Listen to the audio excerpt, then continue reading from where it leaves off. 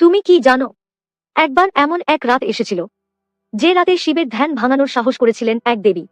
না, মা পার্বতী নন, তিনি ছিলেন ব্রহ্মাণী দেবী। সেদিন এক অসুর এমন এক নিষিদ্ধ মন্ত্র পেয়ে গিয়েছিল, যে মন্ত্র পৃথিবী থেকে ভক্তি মুছে দিতে পারত। দেবতারা ভয়ে কাঁপছিলেন, কারণ মহাদেব তখন গভীর ধ্যানে, আর সেই ধ্যান ভাঙলে পুরো সৃষ্টি কেঁপে উঠতে পারত। তবু ব্রহ্মাণী দেবী এগিয়ে গেলেন কৈলাসের দিকে, হাতে শুধু এক কমণ্ডলু। তারপর তিনি পবিত্র জল ছিটিয়ে দিলেন মহাদেবের চরণে। সঙ্গে সঙ্গে আকাশে বিদ্যুৎ চমকালো, কৈলাস কেঁপে উঠল, আর ধীরে ধীরে মহাদেব চোখ খুললেন। কিন্তু জানো সবচেয়ে আশ্চর্যের বিষয় কি ছিল?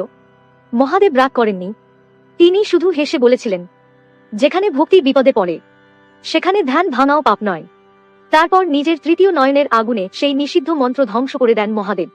যদি তুমি বিশ্বাস করো, ভক্তি আর জ্ঞান একসাথে থাকলে কোনো অন্ধকারই জিততে পারে না, তাহলে কমেন্টে লিখো, হর হর মহাদেব, জয় মা ব্রহ্মাণী।